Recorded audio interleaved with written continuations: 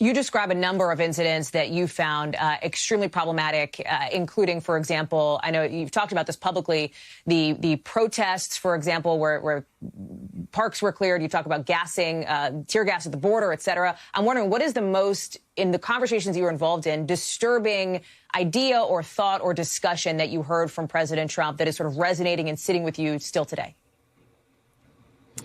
We could probably go on for days about that, although I'm going to tell you one thing that just popped into my head, Hallie.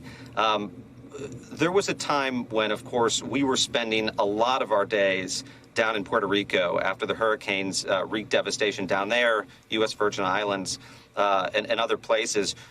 There was a trip that we made down there in August of 2018, and I remember before we went, the president said something, and your viewers are going to be somewhat familiar with this. The president's talked before about wanting to purchase Greenland, but one time before we went down, he told us not only did he want to purchase Greenland, he actually said he wanted to see if we could sell Puerto Rico. Could we swap Puerto Rico for Greenland? Because in his words, Puerto Rico was dirty and the people were poor.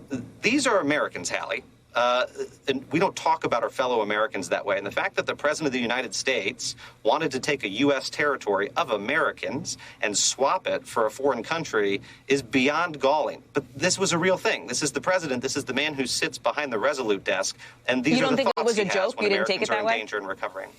I did not take it as a joke. And on multiple occasions, the president expressed interest in buying Greenland. And I'll go even further about Puerto Rico. The president expressed deep animus towards the Puerto Rican people behind the scenes. These are people who are recovering from the worst disaster of their lifetimes. He is their president. He should be standing by them, not trying to sell them off to a foreign country.